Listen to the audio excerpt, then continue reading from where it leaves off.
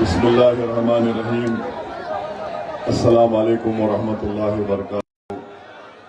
मुअज़्ज़िज़ हाज़रीन इकराम, बुज़ुर्गान क़ौम और मिल्लत, इज़्ज़तदार माँ और बहनों, गयूर नौजवान साथियों, मैं आप तमाम का दिल की गहराइयों से शुक्रिया अदा करता हूँ कि आपने अपना कीमती वक्त निकाल कर आज परभनी के इस बल्दिया इंतखाबात की इंतखाबी जलसे में आपने शिरकत की और ऐसे वक्त में इतनी बड़ी तादाद में आप लोगों का यहाँ पर जमा होना यकीनन हमारे हौसलों को बुलंद भी करता है और परभनी की आवाम को एक पैगाम देता है कि 15 तारीख के दिन इंशाअल्लाह ताला मजलिस इत्तेहादुल मुस्लिमीन के जो उम्मीदवार मैदान में है, 18 उम्मीदवार हैं। आप उन तमाम को अपनी दुआओं से और अपने वोटों से कामयाबी से हमकिनार करेंगे इंशाअल्लाह ताला। शहनशीन पर मौजूद सदर परभनी ज़िला मजलिस इत्तेहादुल मुस्लिमीन मोहम्मद गौस ज़ैन साहब, शेख मखदूम बिल्डर साहब, मोहम्मद मिनहाज अंसारी साहब, हाफिज़ मुंतज़िब साहब, शेख अब्दुल्ला साहब, मौलाना शकील साहब, हाफिज़ अरबाज साहब, हैदराबाद के रुकन असम्बली मोहतरम जनाब मुबीन साहब और उनके साथ हैदराबाद से तशरीफ़ लाए तमाम मजलिस के मुअज़्ज़िज़ अराकीन, मजलिस इत्तेहादुल मुस्लिमीन के प्रभाग 11 के 4 पैनल के उम्मीदवार मोहतरमा आलिया अंजुम मोहम्मद गौस, शेख इमरान ज़ैन साहब, सैयद मतीन मोहसिन साहब, मोहतरमा समीना नाज रेहान खान, प्रभाग नंबर 2 के 4 पैनल के उम्मीदवार शेख मोहसिन शेख मूसा, सोफिया बेगम साहिबा जो बहू हैं बाबू जावेद भाई की, शेख हबीबा शेख, मोहतरमा शेख हबीबा शेख खदीर जो वालदा हैं शकील केजरीवाल की, मोहतरम जनाब शाहनवाज खान, मोहतरमा आमिना बी शेख नबी साहिबा। वार्ड नंबर 9 से मजलिस के उम्मीदवार सैयद सबाउद्दीन सैयद अलाउद्दीन, प्रभाग नंबर 12 से मजलिस के उम्मीदवार सैयद मुजम्मिल सैयद इस्माइल, प्रभाग नंबर 12 से मोहतरमा जाकिरा बी शेर खां साहिबा जो वालदा हैं सिराज भाई की, प्रभाग नंबर 13 से शेख मुस्तकीम अब्दुल खुद्दूस, प्रभाग नंबर 14 से मुदस्सिर अंसारी साहब, प्रभाग नंबर 14 से शेख सुलेमान शेख अब्दुल्ला साहब, प्रभाग नंबर 14 से मोहतरमा रफ़िया बेगम गुलाब खान जो वालिदा हैं मुजम्मिल खान साहब की, प्रभाग नंबर 16 से मोहतरमा इरफाना बेगम बशीर साहिबा और प्रभाग नंबर 13 से मोहतरमा रेहाना बी कुदरत खान मजलिस के कायदी उम्मीदवार हैं। इनका एक का निशान रोड रोलर है।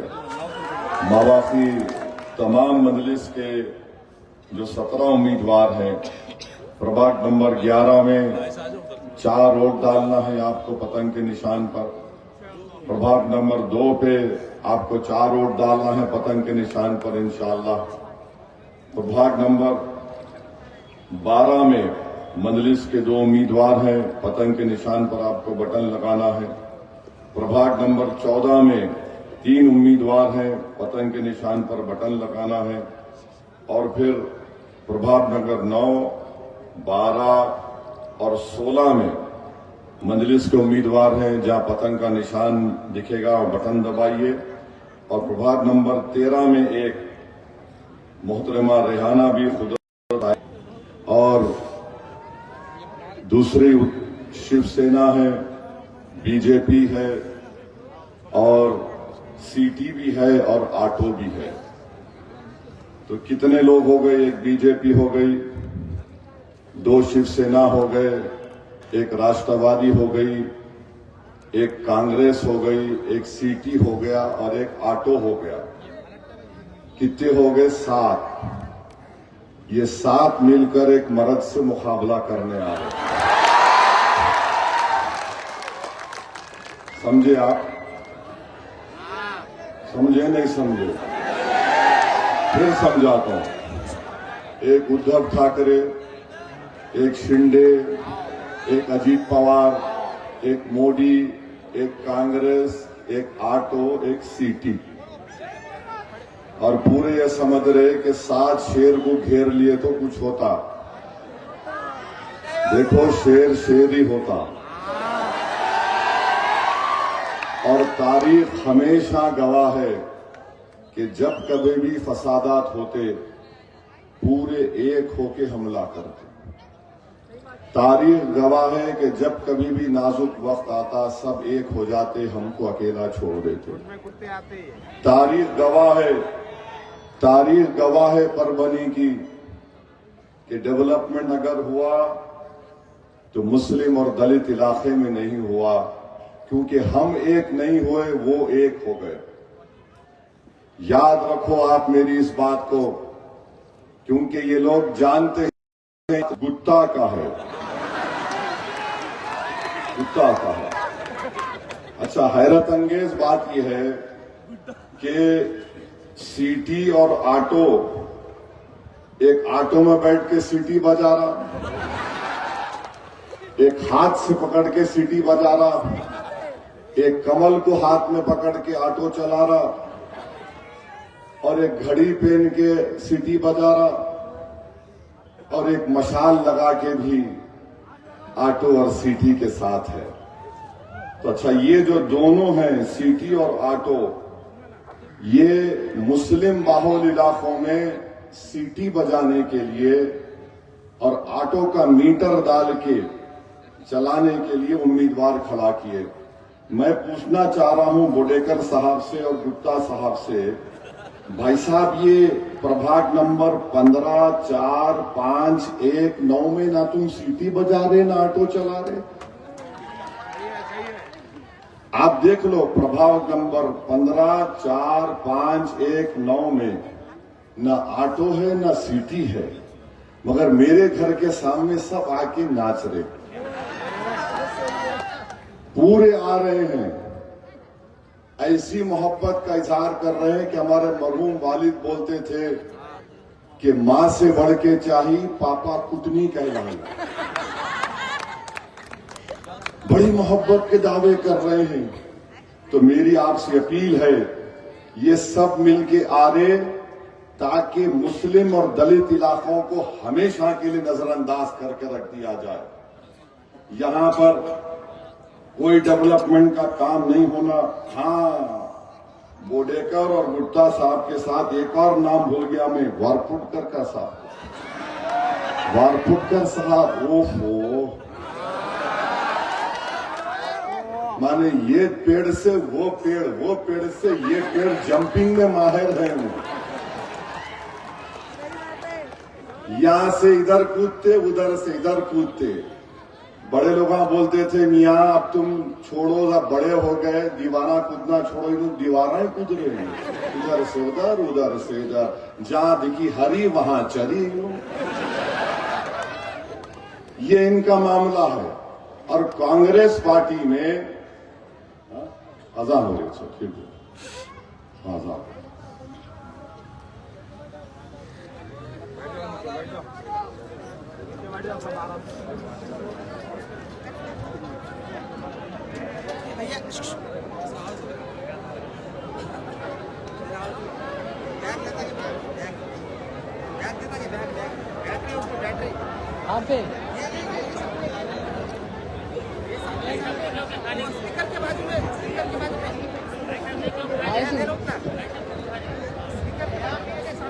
बैग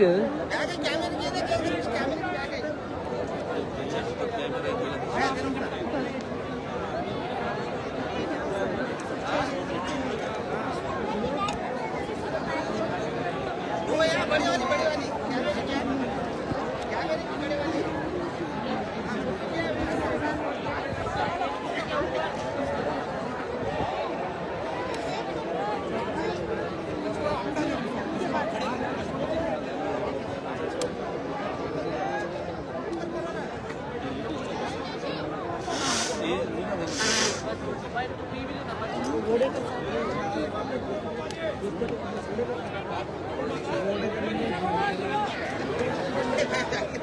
बिस्मिल्लाहिर्रहमानिर्रहीम। मुझे अभी गौस जैन साहब बताएं कि साहब आप कब तश्तरी को भूल गए। वार्ड नंबर 14 में मोदी की चाय पिलाने के लिए इन्हों कब तश्तरी लेके आए।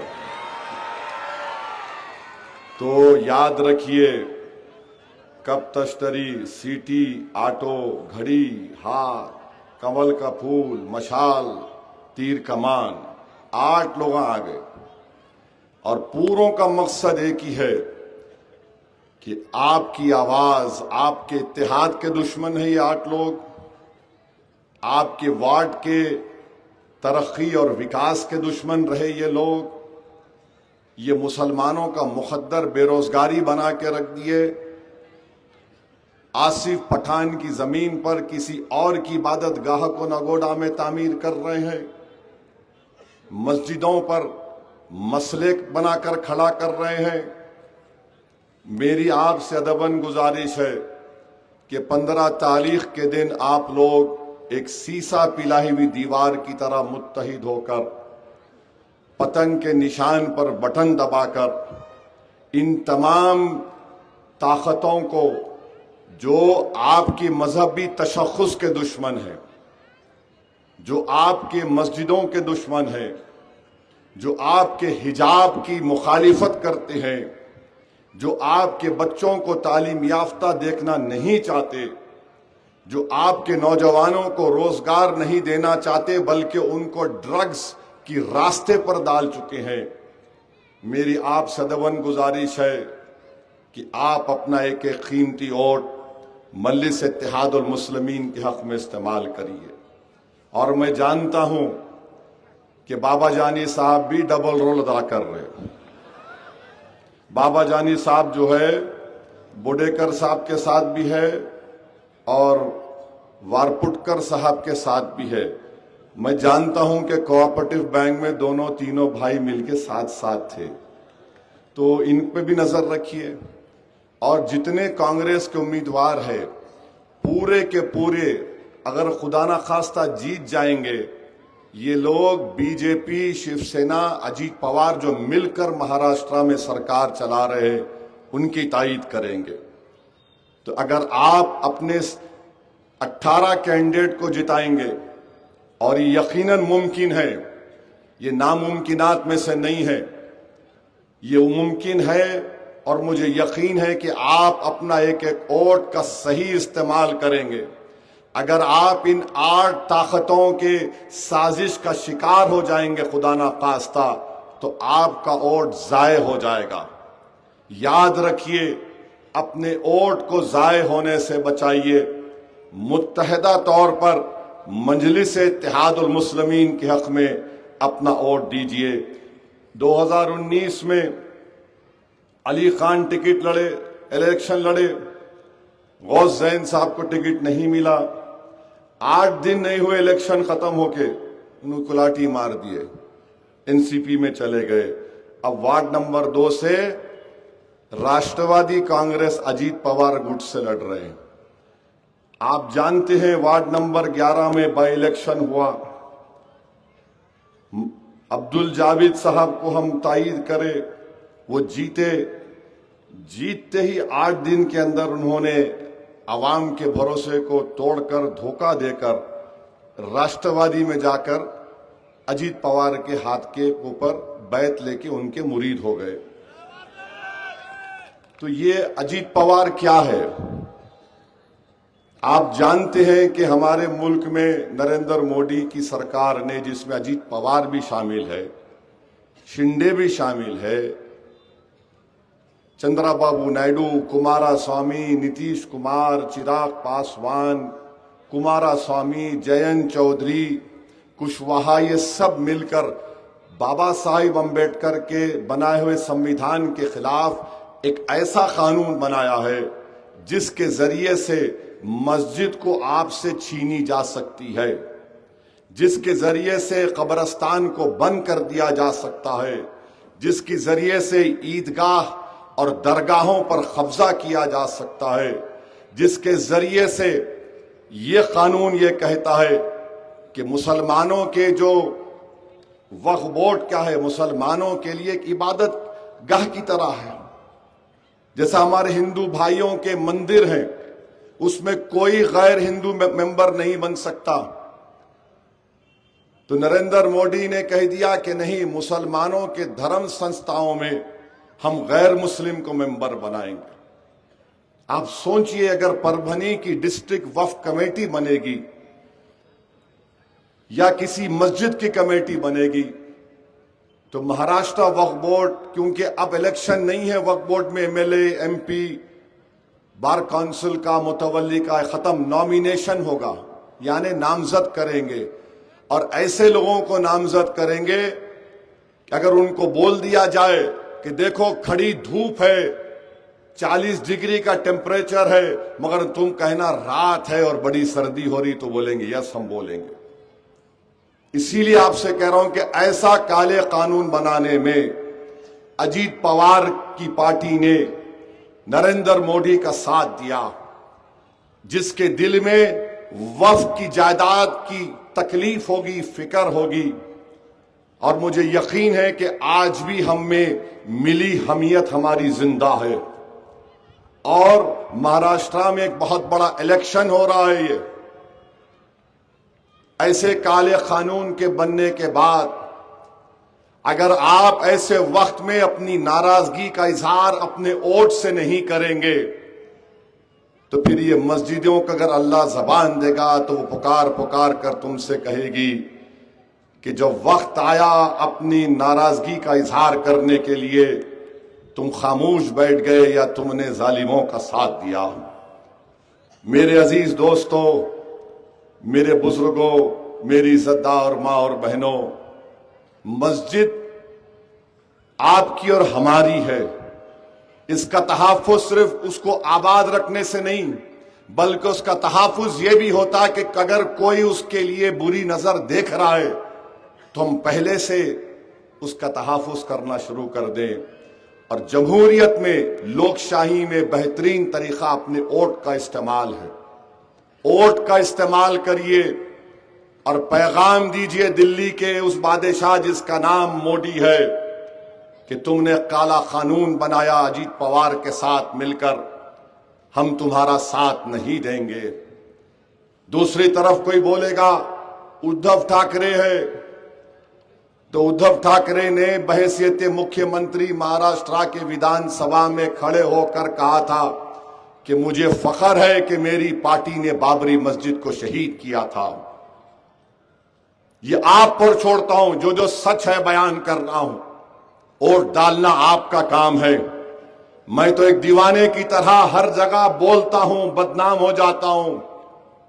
लोग मुझ पर उंगलियां उठाते हैं, लोग क्या क्या बोलते हैं, मगर मेरा काम, मेरी जिम्मेदारी निभाना है, हम निभा रहे हैं। क्योंकि कल के दिन को ये ना बोले कि हमको कोई आके नहीं बोला। मैं बोल रहा हूं आपके सामने। उद्धव ठाकरे के साथ उनका भाई आ गया, क्या उसने नहीं कहा था कि अज़ान बंद करनी चाहिए? आपने याद है, ये नहीं मालूम मुझे। याद अगर है, देखिए पार्लियामेंट का इलेक्शन हुआ, आपने किसको वोट दिया? इसलिए उसको वोट दिया क्योंकि आपके पास कोई ऑप्शन नहीं था, मुतबादिल नहीं था। आपने देखा कि किसमें जहर कम है, मगर याद रखिए जहर सब में बराबर है। जहर सब में बराबर है, कोई कम ज्यादा का सवाल नहीं है।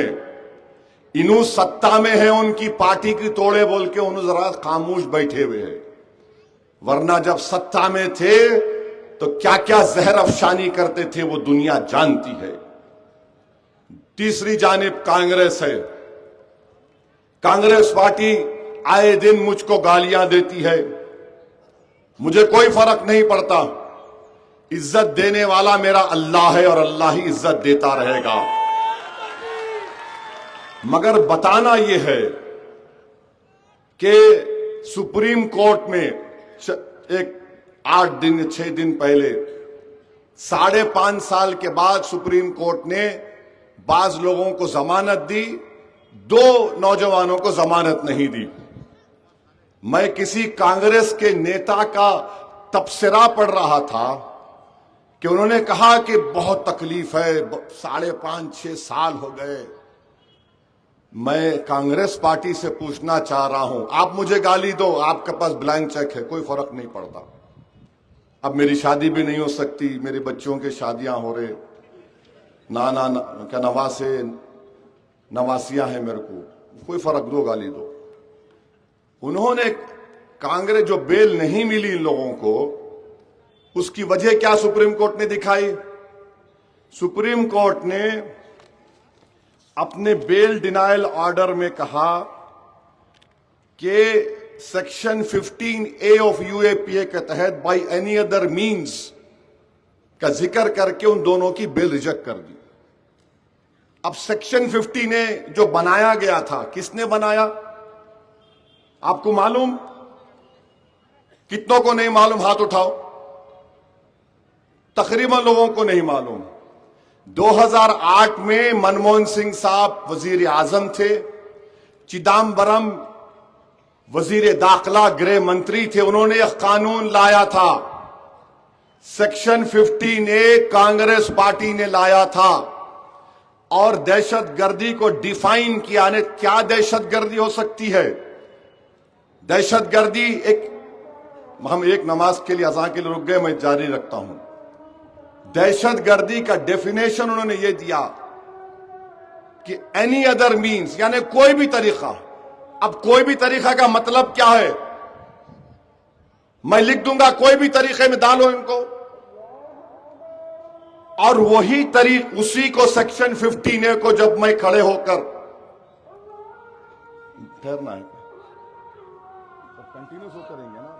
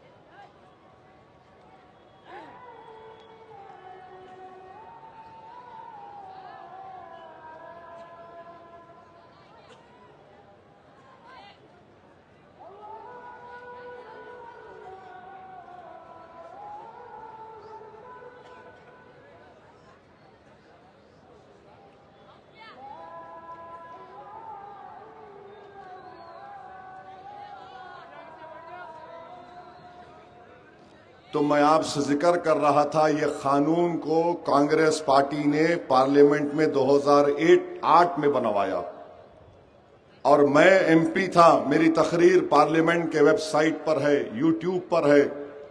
मैं इसी का हवाला देकर 15A का हवाला देकर कहा था कि इसका इस्तेमाल मुसलमान, दलित, आदिवासियों पर होगा। बल्कि एक मशहूर राइटर है अरुंधति राय का मैंने जिक्र किया कि वो भी पकड़ी जाएगी। 180 दिन का डिटेंशन उसमें है, पुलिस को इख्तियार हासिल है। 30 दिन, 60 दिन, 90 दिन नहीं, 180 दिन।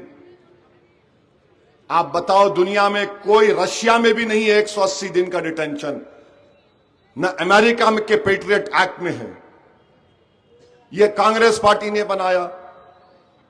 अब बोलो कांग्रेस पार्टी वाले, बाबा जानी तो खैर नहीं बोलेंगे। आप बताओ फिर किसके ऊपर इस्तेमाल हो रहा है ये? जिंदगियां बर्बाद किसकी हो रही हैं? वो बच्चा 2 मरतबा निकला, 1 मरतबा अपनी बहन की शादी में जाना है। बताइए क्या है ये फिर? ये मैं एमपी था, मैं खड़े होकर मुखालिफत करा उसकी, और आज जो लोग मेरी तकरीर सुनकर कई वकील सुप्रीम कोर्ट के दिल्ली के फोन करके बोले, असदुद्दीन ओवैसी आपने 2008 में बात कही थी। मैंने कहा शुक्रिया, कम से कम आपकी आंख इतने साल के बाद खुली। आप समझ रहे थे कि एक शेरवानी पहनने वाला जिस्म, चेहरे पे दाढ़ी, सर पे टोपी है तो खाली उन्हें जज्बाती बात कर सकता है। अल्लाह ने मुझे तालीम दिलाई, अल्हम्दुलिल्लाह। थोड़ा बहुत कानून जानता हूं, मुझे मालूम था कि इसका इस्तेमाल किस पे होगा। चिदम्बरम क्या बोले, नहीं केस डायरी देख के होगा। अरे केस डायरी तो पुलिस वाला लिखेगा ना। और एक सर्वे हुआ था CSDS का, दिल्ली में एक NGO है, उन्होंने कहा था कि 80% से ज्यादा पुलिस वाले ये सोचकर इन्वेस्टिगेशन करते कि मुसलमान है तो बराबर करा होगा, और यही नुकसान हो रहा हमको। फिर बंबई में, मुंबई में ट्रेन ब्लास्ट हुआ, कांग्रेस की हुकूमत थी, उनका मुख्यमंत्री RR पाटिल राष्ट्रवादी के, 185 भारत के नागरिक मारे गए, 11 मुसलमानों को पकड़ा गया, 19 साल जेल में थे। 19 साल। 9-10 महीने पहले बॉम्बे हाईकोर्ट ने कहा कि वो बेकसूर हैं। 11 बच्चे 19 साल के बाद जेल से निकलकर पूछ रहे हमारा कसूर क्या है, बताओ कांग्रेस पार्टी। मरने वाले 180 लोग जो बम ब्लास्ट में मरे, वो पूछ रहे हैं बताओ अजीत पवार, बताओ कांग्रेस पार्टी वालों, हमारे अजीजों को किसने मारा था। ये 11 जो मुसलमान पकड़े गए, इनका नाम, चंद नाम लिख के रखा, बोलता हूं।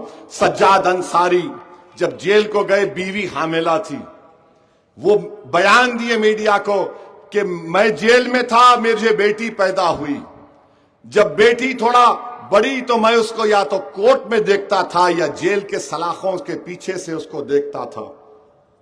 सोचो आप, अल्लाह ने हम तमाम को औलाद दी। एक बाप मैं भी हूं, आप भी होंगे। अगर तुम जेल में होगे और तुम अपनी औलाद को नहीं देख सकोगे, वो खुशी भी नहीं मिली सज्जाद अंसारी को। एक कमाल अंसारी मधुबनी बिहार के, मुंबई में नहीं थे, पकड़ कर लेकर गए। कोविड में इंतकाल हो गया, बेचारे को मौका भी नहीं मिला कि जिंदगी में उसको मालूम हो जाता कि वो बेकसूर है। आसिफ खान 32 साल के थे, उसकी बेटी जलगांव में, उनकी बीवी कह रहे कि मेरी बेटी की निस्बत नहीं होती थी, शादी का रिश्ता जाता तो लोग बोलते इसका बाप दहशतगर्द है, जेल में है। नवीद हुसैन खान, मोहम्मद अली, शिवाजी नगर मुंबई में, वो कह रहा है कि मेरी खोली 120 स्क्वायर फीट की थी। कांग्रेस की सरकार ने चार्जशीट में लिख दिया कि 120 स्क्वायर फीट में 12 दहशतगर्द मीटिंग करते थे। अरे वहां 4 लोग नहीं खड़े रह सकते। 19 साल बर्बाद हो गए मोहम्मद अली के। बोलो कांग्रेस पार्टी इसका जिम्मेदार मैं हूं, बोलो बी टीम जिम्मेदार है, बोलो तुम। अरे तुम्हारे जुल्म की दास्तान पंडित नेहरू से शुरू करके मनमोहन सिंह तक खत्म करने को मैं तैयार हूं। तुम कोई वक्त बता दो मेरे को, 10 मिनट दो, तुमको चुल्लू भर पानी में डूब मरना पड़ेगा, तुम्हारी ऐसी दास्तान है।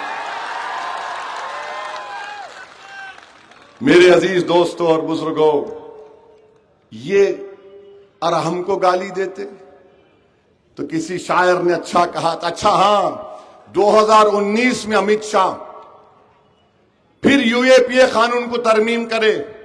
वो कानून ये बोलता कि एनआईए का कोई इंस्पेक्टर दिल्ली में बैठकर किसी परभनी के किसी बच्चे को टेररिस्ट घोषित कर सकता है। एनआईए का कोर्ट की सजा की भी जरूरत नहीं है, उन्हें नोटिफिकेशन निकाल सकता है टेररिस्ट है। उसकी मुखालिफत मैं किया, मैं इम्तियाज जलील दोनों थे। 2019 के चुनाव के फौरन बाद जो पार्लियामेंट का सेशन हुआ, अमित शाह कानून लेकर आए। आपको मालूम कौन साथ दिया? बीजेपी का, कांग्रेस पार्टी वोट डाली। मोदी के इस काले कानून के साथ वोट डाले।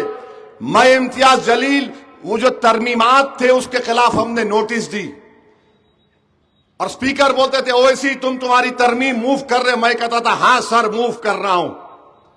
मेरा मकसद यह था कि सेकुलर पार्टियों को बेनकाब करूं दुनिया के सामने, जो आकर मुसलमानों के दरमियान में बोलते कि हम बड़े सेकुलर हैं। हमारी बर्बादी की दास्तान ये लोग लिखते हैं। नौजवानों को जेलों में डालकर सड़ाने का कानून ये लोग बनाते और फिर तायीद भी करते मोदी अमित शाह की। और जब चुनाव आता तो ओवैसी बी टीम हो जाता। मैं तमाम तरमीमात पर अपोज किया, मुखालिफत किया। स्पीकर ओम बिरला साहब थे, आज भी है। उन्होंने हंसते हुए कहा ओवैसी तुम ये भी तरमीम को मूव करोगे? मैंने कहा हां सर। तो मुस्कुराकर ओम बिरला साहब ने कहा रे तुम तो दो लोग हो ना। तो अल्लाह ने मेरे दिमाग में डाला कि बोल गुनाहगार, तेरा रब है, तेरा रब देख रहा है। मेरे अजीज दोस्तों और बुजुर्गों, आप सोच सकते हैं मैं 2008 में मेरी क्या कैफियत होगी, 2019 में मेरी क्या कैफियत होगी। मैं जहां देख रहा था कि तबाही और बर्बादी का कानून बन रहा है मेरे लिए, मेरे बच्चों के लिए, मगर हमारी कौम ऐसी है, नए नए जज्बात में आ जाते। मेरे भाई याद रखो, अगर तुम होश में नहीं आओगे तो फिर जैसा इस मासूम बच्चे ने कहा, कुरान की आयत की तिलावत करके कहा कि अल्लाह उन्हीं को बदलता है जिसके दिलों में बदलने की तमन्ना है। आप नहीं बदलेंगे तो फिर कौन आएगा? फरिश्ते नहीं आएंगे बदलने के लिए, आपको बदलना पड़ेगा अपने आप को। जब फरिश्ते आएंगे तो रूह कब्ज करने के लिए आएंगे। मेरे भाई वक्त है अभी भी आपके पास। इसीलिए किसी शायर ने अच्छा कहा था, ये जबर भी देखा है तारीख की नजरों ने, लम्हों ने खता की सदियों ने सजा पाई। हमने लम्हों में खता की, सदियों की सजा हमारे बच्चों को मिल रही है। तो कांग्रेस पार्टी फिर बोलती नहीं बिहार को गए। अरे जालिमों, मैं लिख कर दिया था कि मेरे को 5 सीट दे दो। 5 साल पहले हम 5 एमएलए जीते तो 4 को लेके चले गए। उसके बावजूद भी बोला कि बीजेपी को हराएंगे, मेरे को 5 दे दो। सब बोले इन्हें क्या है, इन्हें काली तकरीर करता, लोग इसको सुनने को आते, उसके बाद लोग जाके भूल जाते। मैंने कहा ठीक है आपकी सोच होगी, मगर अब का जो नौजवान है 18 साल से 35 साल का नौजवान है, वो तय कर लिया, वो जान चुका है, चाहे कांग्रेस हो, बीजेपी हो, उद्धव ठाकरे हो, अजीत पवार हो, ये सब एक है, कोई फर्क नहीं है, एक है। मजलिस ने हम लिख के दिए नहीं दिए। मैंने तकरीर में कहा था बिहार में तुमने मेरे 4 तोड़े ना, मैं 4 का बदला 24 से लूंगा, और अल्लाह ने उसको पूरा किया। हम 5 जीते, 29 लड़के 5 जीते, 2 सीटों पर दूसरे नंबर पर आए। 1 सीट पर बलरामपुर से आदिल हसन, अल्लाह उसको दोबारा कामयाब करेगा, 80,000 वोट लेके 350 वोट से हार गया। और ये गठबंधन का उम्मीदवार 70,000 वोट लिया, मैं नहीं रुआ। ठाकुरगंज से हम 80,000 वोट लेकर 7,000 वोट से हारे, और 14 जगह पर तीसरे नंबर पर आए। 14,000 से लेकर 35,000 मजलिस को वोट मिले। कांग्रेस पार्टी 60 पे लड़ी। कितने सीट पर? 60। जीती कितनी? 6। माबाकी 54 पर कौन जीते? मैं जीता।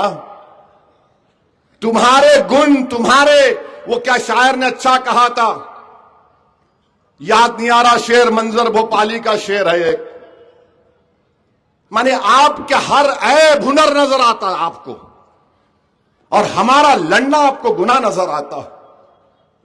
मैं क्यों लड़ रहा हूं? मेरी जात के लिए नहीं, खुदा ना खास्ता कभी नहीं।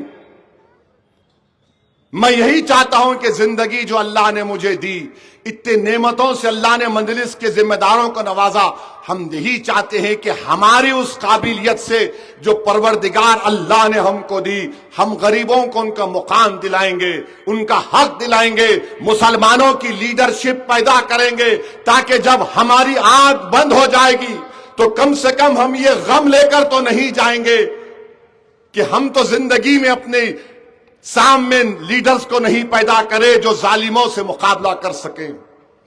मैं अल्लाह से यही दुआ करता हूं कि अल्लाह खातिमा ईमान पे रहो, और ऐसा खातिमा हो कि तू मेरी रूह कब्ज करने से पहले मेरे सामने पूरे भारत के मुसलमानों की एक सियासी क़यादत को बना दे। बस ये हमारा ख्वाब है और कुछ नहीं है।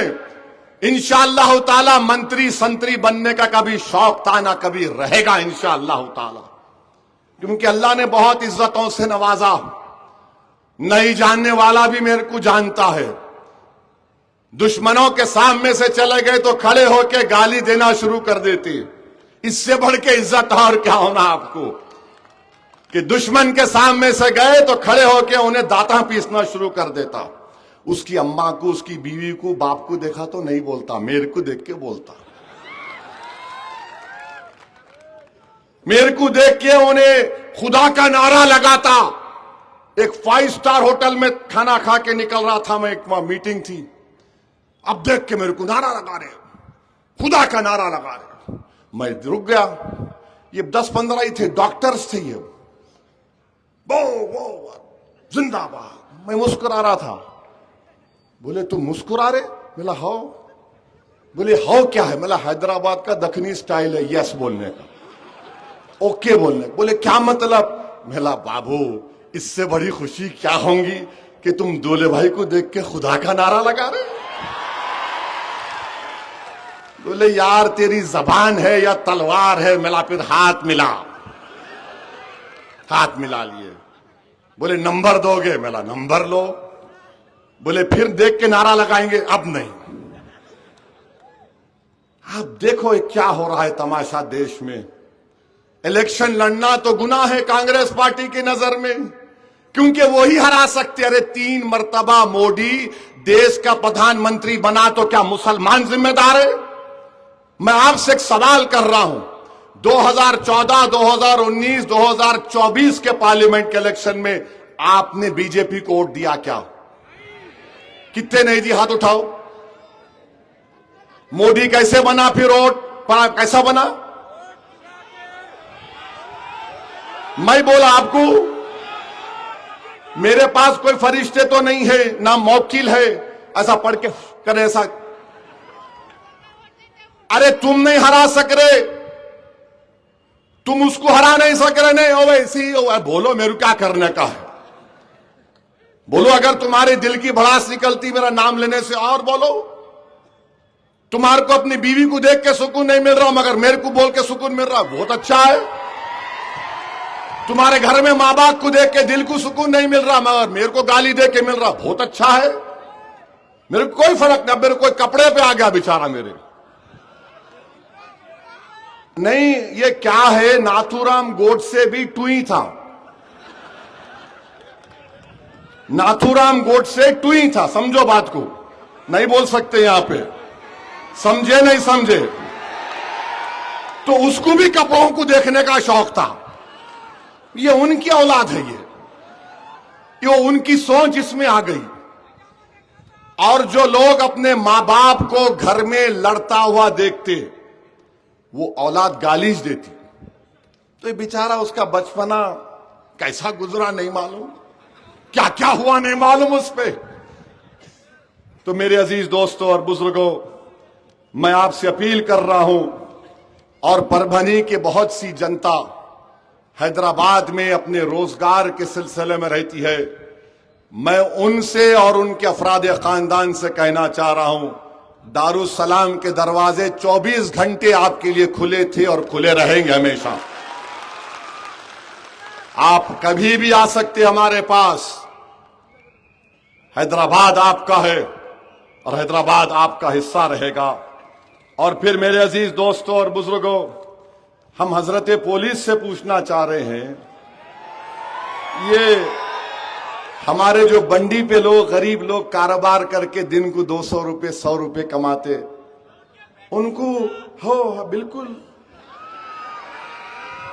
अच्छा भाई, ये बसमत रोड, शिवाजी नगर, कल्याण नगर में बंडी लगाए तो क्या कोई शहरियत का सबूत देना पड़ेगा? गरीब है, पेट भर नहीं। सुनो, ठहरो, हम ये यहां के आमदार खासदार बीजेपी के और सेना के लोगों को बोल रहे, भारत की सरकार का पार्लियामेंट का कानून है नेशनल हॉकर्स एक्ट। वो ये कहता है कि फुटपाथ पर बैठकर कारोबार किया जा सकता है, चाहे बैठकर या बंडी पर। पार्लियामेंट का कानून है, तुम कैसा रोकते जी? तुम तो रोजगार नहीं दे रहे, तुम खाली बोल रहे चाय पियो चाय पियो चाय पियो।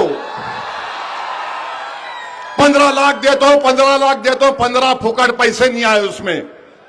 बेचारा गरीब, धूप है, बारिश है, सर्दी है, फुटपाथ पर रोड पर बैठकर मेवा बेचता है, प्याज बेचता है। आप उसके दुश्मन। आप मजलिस के 17-18 कॉर्पोरेटर को कामयाब करो। उन गरीब ठेला बंडी वालों के साथ मजलिस खड़ी हुई है और खड़ी रहेगी। 1960 में जब मजलिस ने पहला इलेक्शन लड़ा हैदराबाद से, तो सालारे मिल्लत जब पहला बल्दिया का इलेक्शन जीते, तो मजलिस के दुश्मनों ने कहा था, अरे ये तो ठेला बंडी और रिक्शा वालों की जमात है। तो सालार ने कहा कि हां, यकीनन मुझे फख्र है ऐसे लोगों पर जिनके दिलों में धड़कता हुआ दिल है, जिनकी सोच में तड़प है कौम और मिल्लत की। जो लोग आलीशान बंगलों में रहते थे उस जमाने में, उनमें तो कुछ नहीं है। यकीनन मजलिस निकली ठेला बंडी और रिक्शे वालों के वजूद से। हमको फख्र है उन पर।